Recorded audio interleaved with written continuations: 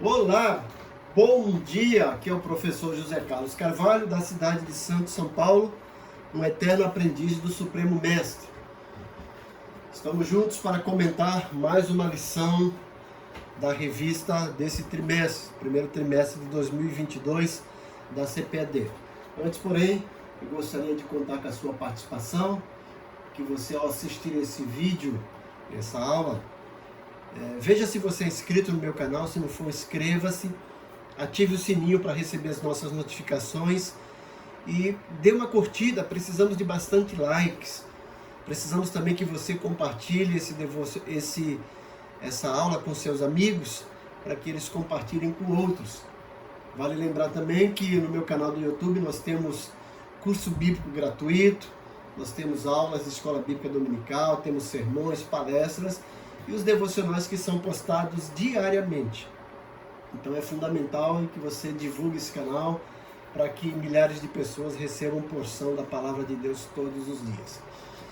Se você precisar conversar comigo, tem aqui meu e-mail, tem aqui meu WhatsApp, DDD 13 997884750, né? Então tem aqui meu canal do YouTube, e se você quiser de alguma forma abençoar o meu canal, meu ministério, tem aqui o meu Pix, meu CPF 036-600-21806. Então, sem delongas, vamos para o comentário da lição número 4, que vai ser ensinada na próxima semana, que começa no próximo domingo, dia 23 de janeiro de 2022. A lição número 4 tem como título A Estrutura da Bíblia. Como sempre, a minha oração é que o Espírito Santo use cada um de você, professor, com muito dinamismo, com muita criatividade, unção e sabedoria, para que os alunos saiam de lá transformados pela exposição da palavra de Deus. Vamos para o nosso texto áureo. O nosso texto áureo encontra-se em Lucas 24:44. Diz o seguinte: E disse-lhes: São essas as palavras que vos disse, estando ainda convosco. Convinha que se cumprisse tudo o que de mim estava escrito na lei de Moisés e nos profetas e nos salmos. Esse texto faz parte da conversa de Jesus com os discípulos no caminho de Emaús, quando ele está ressuscitado. E ele cita o que ele tinha até no momento, a Bíblia, que era o Antigo Testamento, que tinha 3 divisões: lei, né, que era a lei de Moisés, os profetas e os salmos. Esse era o Antigo Testamento. E Jesus está dizendo que tudo que aconteceu na vida dele estava escrito e profetizado lá no Antigo Testamento. A nossa verdade prática é que a Bíblia se divide em Antigo e Novo Testamentos. E esses 2 testamentos, tanto o Antigo quanto o Novo, compõem 66 livros que foram divinamente inspirados, certo? Então toda a Bíblia, é nossa única regra de fé e prática. A Bíblia inteira, não é parte da Bíblia, toda ela, né? Bom, os objetivos da lição. O primeiro objetivo é mostrar como a Bíblia está organizada e que ela se divide em 2 testamentos. Então a palavra Bíblia dá a ideia de uma biblioteca. E a Bíblia é uma biblioteca com 66 livros, né? E esses livros estão organizados, que a gente vai falar um pouquinho mais à frente, né? Não de forma cronológica. Veja bem, né? Não significa que Gênesis foi o primeiro livro a ser escrito, né? Os livros eles estão dispostos como numa biblioteca. Estão dispostos de forma lógica, por assuntos. E a gente verá isso mais adiante no discorrer da lição. E o segundo objetivo é esclarecer como os livros do Antigo Testamento são classificados. Vamos dar aqui a classificação do Antigo como também do Novo, né? Que é o nosso terceiro objetivo, é expor a classificação dos livros do Novo Testamento. Então o professor deve se ater a esses objetivos, para não perder o foco da lição. Vamos então para a nossa motivação. Qual seria a nossa motivação para lecionar e para aprender essa lição? Nossa motivação é passear pela Bíblia com desenvoltura. Deve ser o objetivo de todo estudante sério das Escrituras. Saber identificar os livros e encontrá-los sem dificuldades são habilidades que não podem ser desprezadas. Por isso, é nosso papel encorajar os alunos a usar habilidosamente a Bíblia. Então, o professor aí tem que ter habilidade para ensinar os alunos, principalmente os novos na fé, para encontrar com facilidade os livros da Bíblia, certo? Então, eu tenho aqui uma aula chamada Panorama Bíblica, que ensina as pessoas a não apenas encontrar os livros, mas entenderem, né, exatamente o conteúdo de cada livro. Nessa aula eu trago um versinho para cada livro e também uma coreografia. Por exemplo, Gênesis é assim: Gênesis tudo começou e Abraão Deus abençoou. Com Êxodo vem redenção e leis para a santificação. Como viver na presença de Deus? Levítico dá regra aos judeus. Em Números o povo anda por não crer no que Deus manda. Deuteronômio diz aos judeus: lembrem-se da aliança com Deus. Então aí é uma maneira de você entender aqui os 5 primeiros livros que são Pentateuco, né? Vale lembrar o texto de 2 Timóteo 2,15 que diz: procura apresentar-te a Deus aprovado como obreiro de o que não tem do que se envergonhar e que maneja bem a palavra da verdade. Então todo crente, principalmente obreiro, deve saber manejar com habilidade a palavra de Deus, saber onde se encontra cada livro e até mesmo o conteúdo de uma forma sintética de cada livro. Então a aula de hoje tem como essa motivação: o professor deve ser motivado para motivar os seus alunos. Dando sequência aí, a sugestão de métodos. Então, uma das sugestões que tem na revista é que o professor deve elaborar um documento em que a estrutura da Bíblia, conforme consta na presente lição, esteja de uma forma presente. Distribua para os alunos, instando-os a revisarem sistematicamente durante a semana e o mês. Motive-os a treinarem a habilidade de manejar a Bíblia. Então, aí é uma sugestão, né? Hoje nós temos, eu vou mostrar daqui a pouco, né, um gráfico mostrando aí a Bíblia como se estivesse numa parte de uma biblioteca totalmente dividida. Mas o professor pode também estimular o aluno a ler a Bíblia todinha durante esse ano. Se o aluno ler 4 capítulos por dia, em menos de um ano ele completa a leitura da Bíblia. E o professor pode incentivar o aluno, dando um certificado ou um brinde para aqueles que concluírem durante o ano a leitura da Bíblia. Isso é muito bom.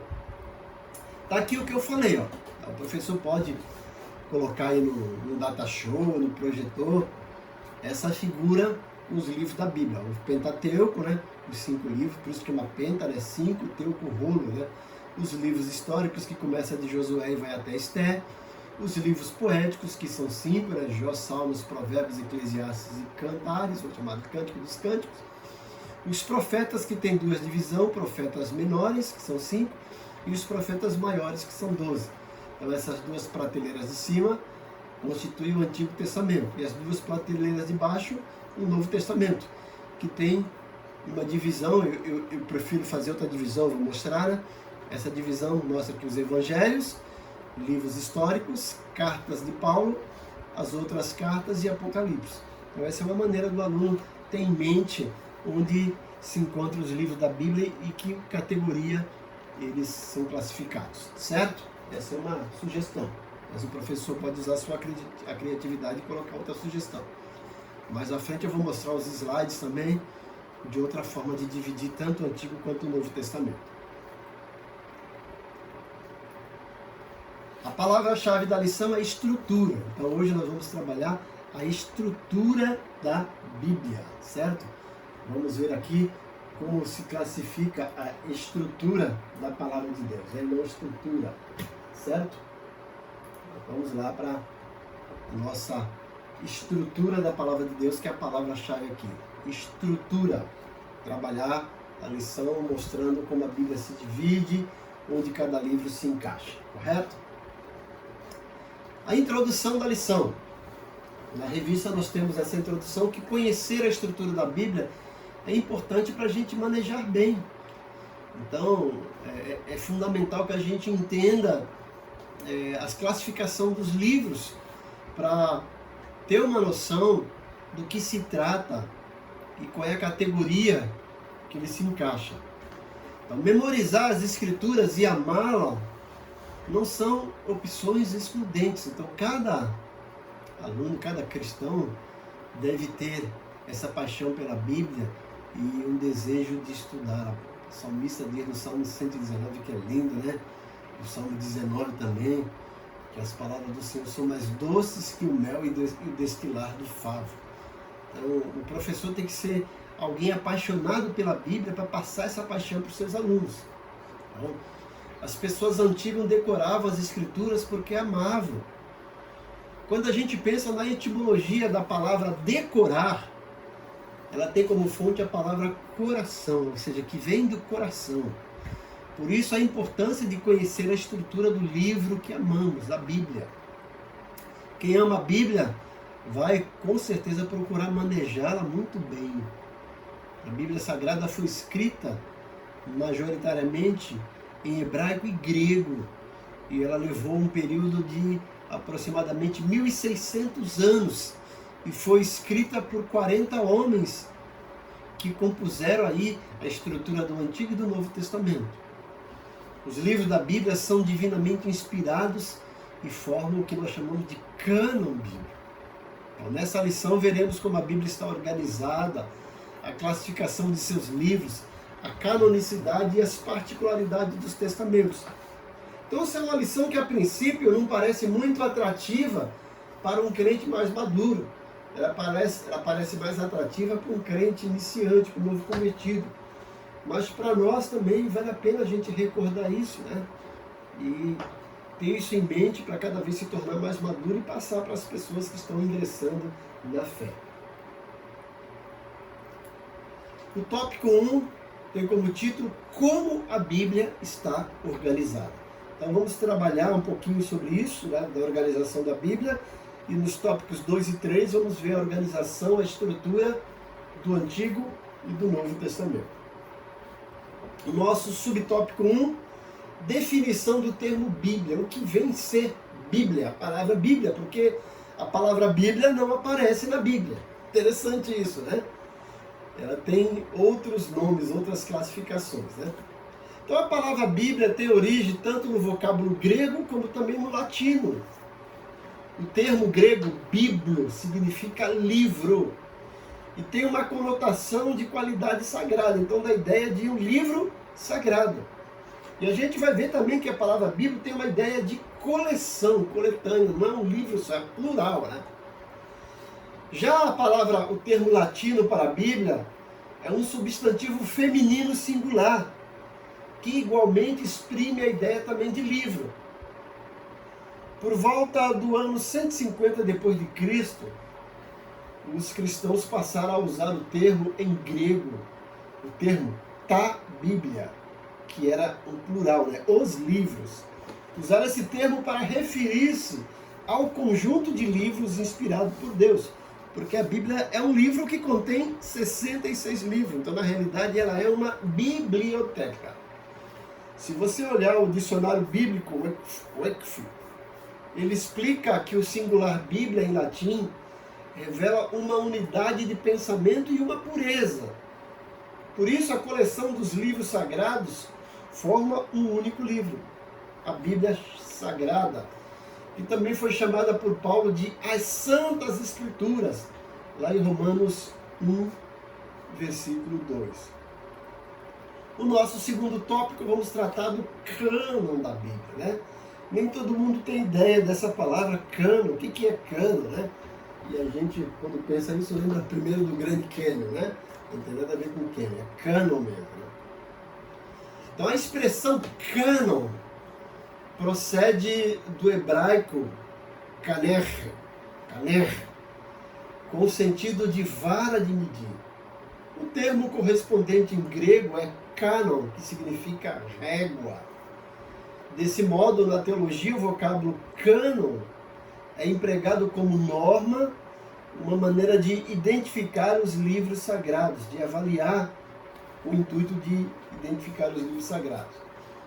E em vista disso, o termo canônico passou a designar os 66 livros aceitos como divinamente inspirados, 39 livros do Antigo Testamento e 27 no Novo Testamento. Então, com isso queremos dizer que o Espírito Santo não apenas guiou o seu povo a reconhecer a autoridade desses escritos como regra de fé e prática, não apenas guiou, ele monitorou, supervisionou, não deixando que nada escapasse do seu querer, da sua vontade. Então, nesse sentido, o cânon bíblico está completo, certo? Nada pode ser acrescentado ou retirado das escrituras canônicas, como reza o texto, o último livro da Bíblia, Apocalipse 22, 18, 19. Então, o cânon se completou. A gente vê na história da igreja aí que teve algumas pessoas que tentaram, de certa forma, fazer aqui uma modificação do cânon das escrituras. Então, por volta do ano 140, surgiu um herege chamado Marcion, que dizia que os livros do Antigo Testamento não eram inspirados. A Bíblia dele só tinha 14 livros, né? 10 cartas de Paulo, o Evangelho de Lucas, né? E alguns outros, e Atos dos Apóstolos, né? Então, Marcion reduziu o cânon. Depois surgiu Montano dizendo que a Bíblia não estava completa, que precisava de uma nova revelação e que ele recebeu diretamente do Espírito Santo nova revelação. Então vimos que nenhum desses dois hereges aí lograram êxito. A Bíblia continua autêntica como foi aí canonizada e está autêntica até nós hoje, com 66 livros, certo? O nosso terceiro subtópico vai falar sobre os dois testamentos bíblicos. Então a Bíblia tem,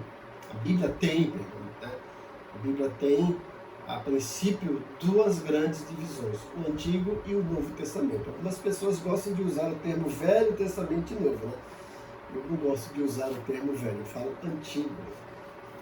Então o termo testamento vem do latim testamentum, que é uma tradução da palavra grega diateque e da hebraica berit. Ambos os termos têm o sentido de aliança, de pacto ou concerto. Tudo isso relacionado a Deus com a humanidade. A expressão Antigo Testamento foi inaugurada por Paulo. Ele usa essa expressão em 2 Coríntios 3,14, referindo-se aos livros dos judeus reconhecidos por Jesus como as Escrituras, conforme Jesus diz em Mateus 22, 29, né? Errais por não conhecerdes as Escrituras, nem o poder de Deus, certo? Mateus aí, 22, 29. Jesus também chamou de a lei e os profetas e os salmos, que é as divisões principais do Antigo Testamento, lá em Lucas 24, 44. Já o termo Novo Testamento foi usado para se referir ao cumprimento profético de Jesus como o mediador da nova aliança, conforme Jeremias 31, 31, 1 Coríntios 11, 25 e o texto clássico de Hebreus 8, 6 a 13, e capítulo 12, versículo 24. Essa expressão também passou a designar os escritos inspirados dos cristãos, igualmente reconhecido como as Escrituras, conforme reza a palavra do apóstolo Pedro em 2 de Pedro, capítulo 3, versículo 15, certo? Então esses foram os três subtópicos do tópico 1, que tem como sinopse: a Bíblia divide-se em dois testamentos, e ambos são divinamente inspirados, tanto o Antigo quanto o Novo. Lembrando, o Antigo com 39 livros e o Novo com 27 livros. O nosso auxílio teológico. Então, vamos pensar aqui alguns fatos e particularidades da Bíblia. Então, antes, a Bíblia não era dividida nem em capítulos nem em versículos, gente. Então hoje, se nós fôssemos trabalhar assim, ficaria talvez até um pouco difícil da gente entender. Mas a divisão em capítulos foi feita no ano de 1250, pelo cardeal Hugo de Saint-Cher. Ele era um abade dominicano e estudioso das Escrituras. E a divisão em versículos foi feita 2 vezes. O Antigo Testamento, em 1445, pelo Rabi Natan, e o Novo Testamento, em 1551, por Robert Stevens, que foi um impressor em Paris. Stevens publicou a primeira Bíblia, chamada Vulgata Latina, já dividida em capítulos e versículos no ano de 1555. O Antigo Testamento, com essa divisão, tem 929 capítulos e 23.214 versículos. Ainda pensando no auxílio teológico, já o Novo Testamento tem 260 capítulos e 7.959 versículos. A Bíblia toda tem 1.189 capítulos e 31.173 versículos. O número de palavras e letras depende aí do idioma e da versão. O maior capítulo é o Salmo 119 e o menor é o Salmo 117. Tem outra coisa interessante, né? Eu vou falar daqui a pouco. O maior versículo está em Esther 8:9 e o menor é em Êxodo 20:30. Mas a gente tem que levar em consideração as versões, né, gente? Então, Êxodo 20:30 é a menor nas versões portuguesas, e com exceção da versão chamada tradução brasileira. Lá o menor versículo é Lucas 20, versículo 30, que fala, e o segundo. Em certas línguas, o menor é João 11:35, Jesus chorou. Tem outra versão que é, e disse Jora. Os livros de Esther e Cantares não contêm a palavra Deus, porém a presença de Deus é evidente nos fatos deles desenrolados, mormente em Esther. Encontramos na Bíblia 8.000 menções de Deus sob vários nomes divinos e 177 menções do diabo sob seus vários nomes, né? Então isso é uma colaboração do escritor Antônio Gilberto no livro A Bíblia através dos séculos. Convém notar, gente, que o meio da Bíblia é o Salmo 118, versículo 8. É o centro da Bíblia, né?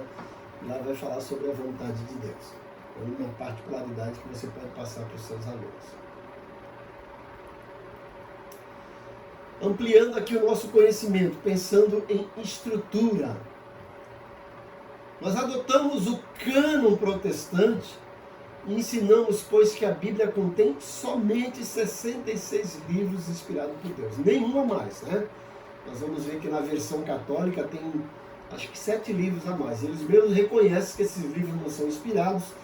Eles os chamam de livros deuterocanônicos. Deutero significa depois, então depois da canonicidade. A Igreja Católica entende que não são inspirados e acrescentaram 7 livros, né? Então, tanto o Antigo e o Novo Testamento foram escritos por ordem de Deus. E essa escrita durou cerca de 1.600 anos aproximadamente. E Deus usou cerca de 40 homens em lugares e épocas e culturas diferentes.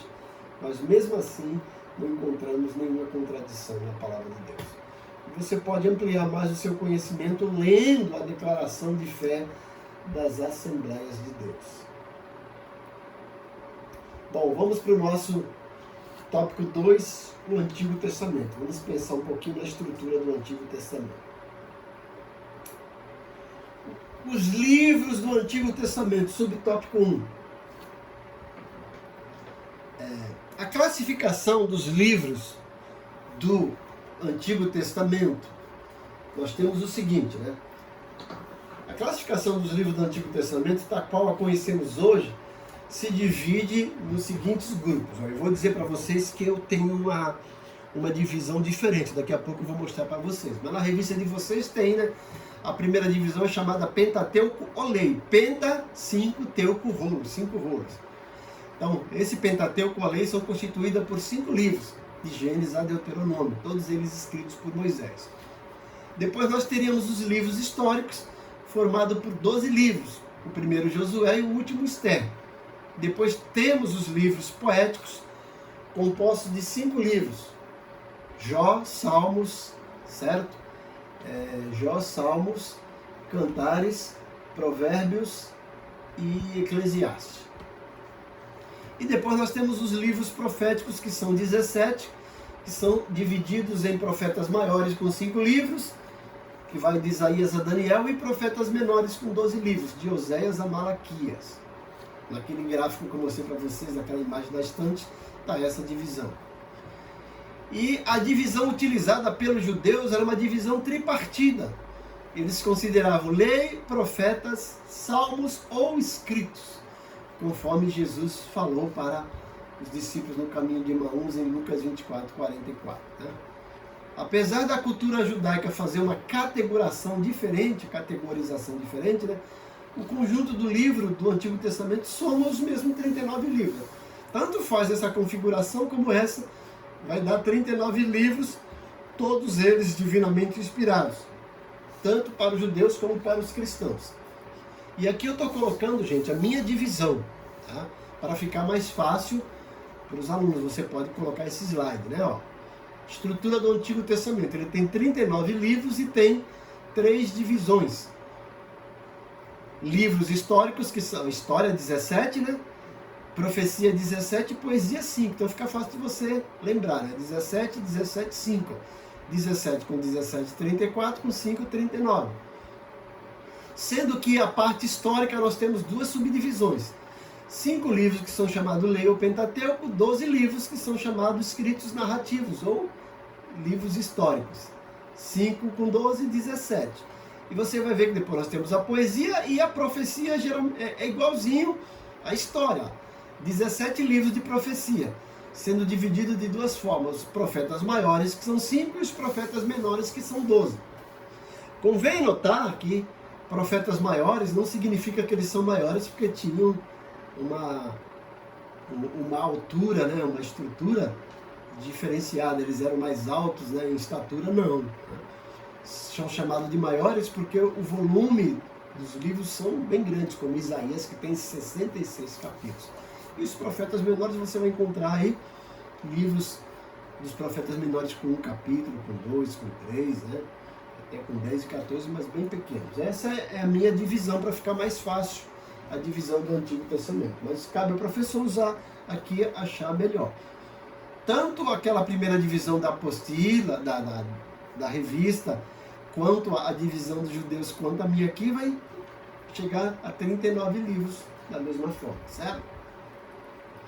Bom, o nosso segundo tópico, vamos falar sobre a canonicidade do Antigo Testamento, ou seja, como foi o processo de reconhecimento da inspiração dos 39 livros do Antigo Testamento como temos hoje. Então, quando a gente pensa em canonicidade, 3 fatores são importantes na avaliação de um livro canônico. O primeiro deles é a inspiração divina. Esse livro precisa mostrar que é inspirado divinamente. Então, a inspiração divina atesta se o livro é inspirado pelo Espírito Santo. E aí nós temos como base bíblica Neemias 9:3, Zacarias 7:12 e 2 de Pedro 1:21. O segundo critério usado para a canonicidade é o reconhecimento do povo de Deus.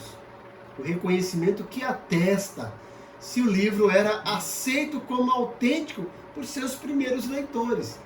E nós temos como base Êxodo 24:3 e 7 e Daniel 9:2. E o terceiro critério usado para a canonicidade do Antigo Testamento é a preservação pelo povo de Deus. Essa preservação atesta se o livro era conservado como palavra de Deus, conforme Deuteronômio 31, 24 a 26 e Daniel 9:2. Por conseguinte, a confirmação desses 3 elementos juntos, né, tem que preencher os 3 critérios, as 3 qualificações, os 3 elementos. Esses 3 elementos revelam que desde o início os livros do Antigo Testamento foram recebidos e guardados como inspirados e autorizados por Deus, dotados de veracidade e de autoridade. Os 39 como temos hoje. E nós temos como base Juízes 3, 4. Esse é o nosso subtópico 2. Vamos para o nosso subtópico 3. Vamos falar sobre as particularidades do Antigo Testamento. Bom, quase a totalidade dos livros foram escritos em hebraico, gente, chamado na Bíblia de língua de Canaã, conforme Isaías 19:18. Algumas porções, entretanto, foram escritas em aramaico, que era uma espécie de dialeto que deu origem à língua árabe. Isso aconteceu depois da divisão do reino, quando eles foram levados cativos para a Babilônia. Então, conforme Gênesis 31:47, Esdras 4:7-6, e o versículo 18, Esdras 7:2-26, Daniel 2:4-7 e 28 e Jeremias 10:11. O último livro canônico foi o do profeta Malaquias, que o concluiu antes do ano 430 a.C. Desde então, nada mais pode ser acrescido ao cânon do Antigo Testamento. E conforme o teólogo Norman Geisler, que escreveu a Teologia Sistemática, para facilitar a tarefa de citar a Bíblia, em 1227 d.C., o texto foi dividido em capítulos e por volta do ano 1445 d.C., o Antigo Testamento foi dividido em versículos. Tá, gente? Lembrando aqui que são 39 livros considerados inspirados. E mais uma vez reiterando que a Bíblia Católica contém mais 7 livros. Nós chamamos de apócrifos, eles chamam de livro de deuterocanônicos. Eles mesmos reconhecem que não são livros inspirados para a canonicidade. Por isso que ele chama de deuteros, depois, canônicos, depois da canonicidade. Então esses foram os 3 subtópicos que comporam o tópico 2. Vamos agora para a nossa sinopse do tópico 2. Os livros inspirados que integram o cânon do Antigo Testamento são classificados como lei, históricos, poéticos e proféticos. Lembrando que a minha divisão é história, poesia e profecia. Mas o importante é que qualquer divisão vai chegar nos 39 livros, certo? O nosso tópico 3, vamos falar agora sobre o Novo Testamento, né? Vamos ver a divisão, a organização, a estrutura do Novo Testamento e também a canonicidade. Lembrando, gente, que a mensagem principal do Antigo Testamento é Cristo virá. E as mensagens principais do Novo Testamento. Do Antigo Testamento é Cristo virá, do Novo Testamento Cristo já veio e voltará. Ou seja, tanto o Antigo como o Novo Testamento tem como centro Cristo. O nosso subtópico 1, o tópico 3, os livros do Novo Testamento. Então esses livros foram reconhecidos pela igreja após a morte e ressurreição do Senhor Jesus Cristo. Estão classificados em 4 grupos principais. Então essa, gente, é a divisão da revista. Eu vou mostrar depois a minha divisão, tá? Então, primeira divisão é Evangelhos, que são os 4 livros de Mateus, Marcos, Lucas e João. Segunda divisão, que é histórico, formado pelo livro de Atos dos Apóstolos. E a terceira divisão, que são epístolas, que subdividem em epístolas paulinas, que são 13, e as epístolas gerais, que são 8. E depois, o livro de Revelação, constituído pelo livro de Apocalipse. Então, o conjunto totaliza 27 livros inspirados e autorizados, que são chamados de canônicos. Convém lembrar, gente, eu vou falar depois na canonicidade, né, sobre o testemunho dos pais da igreja, os sucessores dos apóstolos. Mas aqui, ó, olha a minha divisão do Novo Testamento. Da mesma forma que eu dividi o Antigo Testamento em 3 partes, eu divido o Novo Testamento em 3 partes. Olha aqui, ó, 5 com 21, 26 com 27. Os 27 livros do Novo Testamento. 5 livros compõem a divisão de história, 21 doutrina e 1 profecia. Então, história, doutrina e profecia. A subdivisão de história. 4 livros que é biografia, que são os evangelhos, e um livro que é narrativa, que é Atos dos Apóstolos. A parte doutrinária, doutrina. 13 livros que são as epístolas paulinas, na realidade são cartas, né?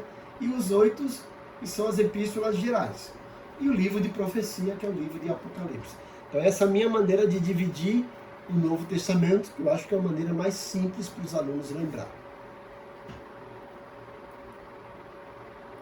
Vamos adiante para o nosso subtópico 2, que vamos falar sobre a canonicidade do Novo Testamento. Canonicidade aqui do Novo Testamento. Então, os critérios de avaliação do Novo Testamento são iguais aos que determinaram o cânon do Antigo. Isso é, a inspiração, o reconhecimento e a preservação dos livros como palavra de Deus.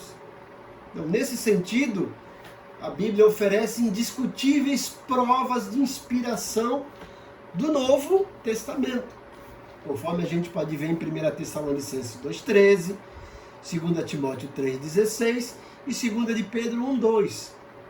Quanto ao reconhecimento dos livros como fidedignos, desde o início os escritos falsos foram refutados pela igreja, conforme a gente pode ver em 2 Tessalonicenses 2,15, 2 de Pedro 2,1 e 1 João 4,1. Agora, em relação à conservação das escrituras, os primeiros cristãos adotaram a prática de leitura dos livros autorizados em suas reuniões e cultos, conforme lemos em 1 Tessalonicenses 5,27, Colossenses 4,16 e Apocalipse 1,3. Mediante tais fatos, atesta-se que desde o começo a igreja primitiva reconheceu e preservou os livros canônicos alicerçados sobre o fundamento dos apóstolos e dos profetas. Isso em Efésios 2,22. Gente, convém reforçar que o trabalho da canonicidade do Novo Testamento, durou datas. E eles começaram a adotar aí os 27 livros, oficialmente, se não me engano, a partir do ano 270, por um pai da igreja chamado Muratória. Eles adotaram o cânon muratoriano. Pesquise sobre isso, Você vai encontrar que vários pais da igreja, que foram sucessores dos apóstolos, atestaram a veracidade dos 27 livros do Antigo Testamento. Você vai encontrar Clemente de Alexandria, Policarpo, você vai encontrar Orígenes, e até Muratória. Vários pais da igreja, sucessores dos apóstolos, que realmente confirmaram a veracidade da canonicidade dos 27 livros do Novo Testamento.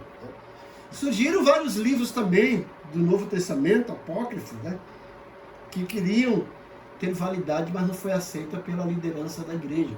Você vai encontrar aí o Evangelho de Tomé, Atos de Pedro, Apocalipse de Pedro, Vários livros aí que não foram considerados canônicos.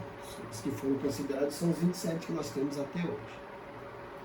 E o nosso terceiro subtópico, peculiaridades do Novo Testamento. Convém lembrar que a mensagem do Novo Testamento é Cristo já veio e voltará. Todos os livros do Novo Testamento foram escritos na linguagem grego popular, koiné, que era um dialeto comum e presente por toda a cultura de fala grega, e que muito auxiliou na propagação do Evangelho nos primórdios do cristianismo, conforme a gente lê em Atos 19:10. No tempo de Jesus e de Atos, o grego era a linguagem universal. Todo mundo falava a sua língua natal e o grego para se comunicar. Todo mundo se comunicava através do grego. Então, por isso, naquela época, teve uma tradução do Antigo Testamento do hebraico para o grego. Essa tradução levou o nome de Septuaginta, que era a versão de 70. 70 sábios judeus se juntaram e traduziram o Antigo Testamento do hebraico para o grego, para que todas as pessoas tivessem acesso à palavra de Deus, que até então era o Antigo Testamento, certo? Então, algumas expressões, mesmo redigidas no vernáculo grego, possuem significado aramaico, que está marcado na Bíblia, Por exemplo, citamos Talita Cumi, que significa menina, levanta-te, Mateus 5,41, Abba Pai, que literalmente é papai, ou pai, meu pai, Marcos 14,36, e a expressão de Jesus lá na cruz, Eloi, Eloi, lama sabachthani, que significa Deus meu, por que me desamparaste? Marcos 15,34. Então, todas essas expressões em aramaico foram traduzidas. Então, o conjunto dos livros canônicos foi escrito antes do término do século I. O último livro é o Apocalipse de João, datado por volta do ano 96. e alguns até colocam o ano 99. E desde o encerramento do cânon, os cristãos reconhecem apenas os 27 livros como inspirados. Por fim, em torno de 1555 d.C., o Novo Testamento também foi dividido em versículos, para ficar mais fácil a nossa leitura. E a sinopse do tópico 3 é que os livros inspirados que integram o cânon do Novo Testamento são classificados como evangelhos, histórico, epístolas e revelação. Mais uma vez, a minha divisão é história, doutrina e profecia. Mas independente da qualquer divisão, todos contêm 27 livros, tá? E aqui o nosso auxílio de educação cristã. Pensar um pouquinho sobre implicações para o professor cristão. Então, os professores devem ser comprometidos, não só do conteúdo da Bíblia, como também de métodos criativos para animar, motivar os seus alunos. Sabe? A Bíblia fornece exemplos de ensino individual, em grupo pequeno, em grupo grande. A Bíblia apresenta várias formas de palestras, sermões, análise e metodologias de perguntas e respostas, o método socrático. Jesus gostava de usar muito isso. Né? O ensino da Bíblia ocorre muitas vezes durante as refeições, em viagens de carro, ônibus, avião, em ambientes institucionais e em festas. A gente pode ensinar em qualquer lugar desse. Né? Os que ensinam têm de estar preparados com a palavra de Deus na ponta da língua em todas as circunstâncias. Por isso que é bom ler e estudar a Bíblia. Né? E o ensino eficaz, voltando aqui, o ensino eficaz requer o domínio de um campo temático, aprimoradas habilidades de apresentação, preocupação relacional e o profundo desejo de ver os resultados do ensino dentro e fora da sala de aula. O caminho para dominar as lições de Deus é permanecer alegremente em Jesus, assim como João permaneceu. É almejar e meditar na Bíblia de noite, assim como Davi fez. Salmo 67, Salmo 73, Salmo 119 e Salmo 145. É receber humildemente a correção de Deus, assim como Moisés recebeu. O livro de Deuteronômio, capítulos 32 e 33. E seguir Jesus suficientemente de perto para ser coberto por seu sangue, assim como Simão de Cireneu seguiu em Lucas 23, 26. Certo? Então o professor tem que ter uma paixão pela palavra de Deus. Ele tem que ser um mestre. Por isso que cada professor da escola dominical deveria fazer um curso de reciclagem de aperfeiçoamento. Quando eu leio Atos 13, versículo 1 e 2, eu fico estupefato. Atos 13 começa assim, né? Havia na igreja de Antioquia, a saber, mestres e profetas. E vai citando o nome. Todos esses dois vocábulos, mestres e profetas, têm a ver com a palavra de Deus. Profeta é aquele que proclama, que prega a palavra de Deus. E mestre é aquele que ensina a palavra de Deus. Então, se uma igreja tiver mestres e profetas hoje, não o profeta aquele esse que te digo, mas o profeta que tem o dom de pregar a palavra de Deus e o mestre que tem o dom de ensinar, a igreja seria muito mais equilibrada e muito mais edificada. A nossa conclusão é que o conjunto dos 66 livros forma um único livro, a Bíblia Sagrada. Esses livros constituem o cânon bíblico do Antigo e do Novo Testamento. Os critérios para avaliação da canonicidade são a inspiração, o reconhecimento e a preservação dos livros como palavra de Deus. A comprovação desses critérios revela que as Escrituras foram aceitas e preservadas como livros autorizados por Deus. E a nossa aplicação. Ao final da lição, faça pergunta aos alunos sobre os livros da Bíblia e suas respectivas classificações. Dê oportunidade para eles classificarem os livros bíblicos em classe. É uma maneira motivadora de sedimentar o conhecimento. Então, se você quiser, gente, eu tenho um vídeo, vídeo aula do Panorama Bíblico, mostrando todos os livros do Antigo e do Novo Testamento de uma forma bem criativa, usando uma coreografia e um versinho para cada livro, né? Então fica muito mais fácil para as pessoas memorizarem os livros, ok? Fica à disposição, você pode entrar no meu WhatsApp e eu posso fornecer gratuitamente esse material para você, certo? Então, mais uma vez, eu peço que você entre em contato aí, acesse o meu canal do YouTube, onde nós temos devocionais, comentários de lições bíblicas, palestras motivacionais, palestras bíblicas, sermões, tá? E todos os dias o nosso devocional. Se precisar conversar comigo, tem aqui meu e-mail, tem meu WhatsApp, DDD 13, o WhatsApp 997884750, né? Vale informar que eu tenho mestrado em teologia e leciono teologia desde 1983, certo?